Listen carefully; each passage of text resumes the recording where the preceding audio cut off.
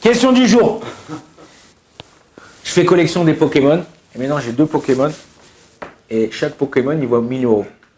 Ok? Il y a un copain qui vient chez moi à la maison. Il prend le Pokémon. Il dit waouh, purée, c'est les mêmes et tout ça. Tu sais que ça vaut 1000 euros chacun et tout. Il fait comme ça. Il m'explose le Pokémon. Maintenant, il me reste un Pokémon. C'est le dernier dans la série. Il n'y a plus personne en a. J'appelle pour savoir combien il vaut le Pokémon. Voilà, c'est le dernier. J'en avais 2. Il sait. Ah bah si, le collectionneur il me dit voilà, si t'en avais 2, il en reste que un maintenant dans le monde, d'après ce que tu me dis, et ben le Pokémon il vaut 2000 euros celui-là. Ok, il a monté de prix, c'est normal. Ok. Maintenant mon copain, moi j'avais 2000 euros avant, parce que j'avais 2 Pokémon, 1000. C'était le prix chez les collectionneurs, tout ça, je pouvais vendre 1000 et 1000, garder au 1000 et je garde un. Mais maintenant que l'autre il m'a cassé le Pokémon, il me l'a détruit, ouais, il me l'a jeté à la poubelle ou il me l'a brûlé, comme vous voulez. L'autre Pokémon, il a augmenté de prix, il vaut 2000 euros. Est-ce que mon copain, il est obligé de me rembourser le Pokémon qu'il m'a donné?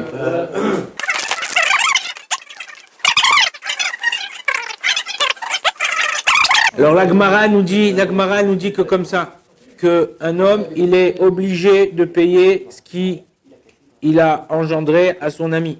Peu importe que, après ce que son ami, comme il a dit, rappelle-moi ton prénom? El-Hanan, comme il a dit El-Hanan, peu importe ce que ça vaut, ou ce que ça valait, ou ce que ça vaudra, ok? On est responsable de nos actes. Quand tu casses quelque chose, tu abîmes quelque chose, tu es obligé de venir de le réparer, de le payer, ok?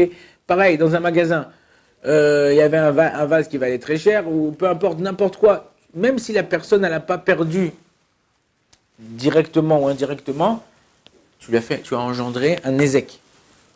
Toute personne qui engendre un ézec à l'autre, ok, d'une façon active, je précise d'une façon active parce que des fois c'est de façon indirecte, et là ça peut être, on peut être patour, ouais, on peut être pas chayav.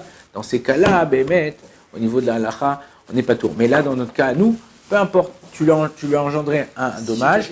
Si j'ai cassé quelque chose qui vaut rien. C'est-à-dire, par exemple. Quelque chose qui n'a pas de valeur. Alors, je l'ai déchiré en papier toilette.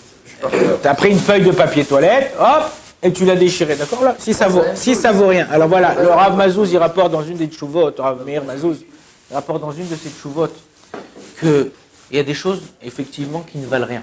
Ok? Combien ça vaut? Je vous pose une question.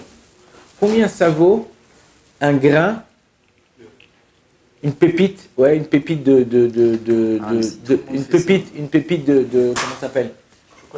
Non, vous savez, les pépites qu'on mange au marché, hein, pépites noires, voilà, les pépites de tournesol.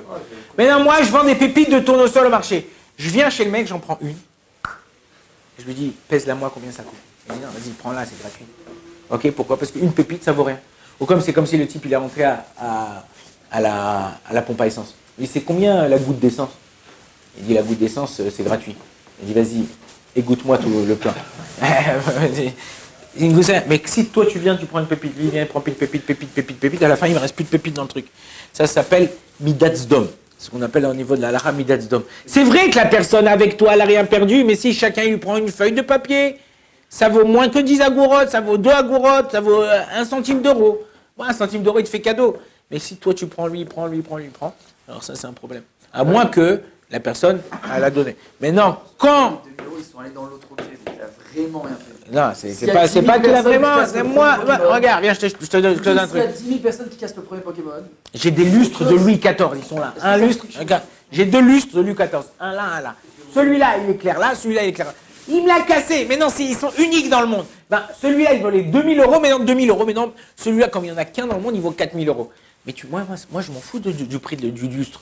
Moi, le lustre, il me servait à éclairer là. Moi, tu me remets quelque chose qui éclaire là. Tu m'as fait. C'est une ligne de valeur. Moi, je t'ai expliqué de cette façon-là. Mais c'est pas là parce que tu as un éclat. Mais tu m'as cassé un lustre, peu importe. Ce lustre-là, dans ce cas-là, il valait 2000 euros. Mais même si c'est un lustre de Ikea qui vaut 15 euros, peu importe, tu es obligé de me remettre quelque chose qui vaut la même. On paye selon la valeur de la chose. Non, là-bas, tu m'as parlé de quelque chose qui vaut rien. Quelque chose qui vaut rien, c'est autre chose. Quelque chose qui vaut rien, non, quelque chose qui vaut rien, c'est autre chose. Je te parle pas. Il y a des choses qui valent une valeur. Et selon le cours du marché, elles prennent de la valeur ou elles perdent de la valeur. Nous, on est obligé de payer la chose qu'elle valait au moment avant, juste avant le moment où on l'avait fait. Baou Radona et l'Olam, amen.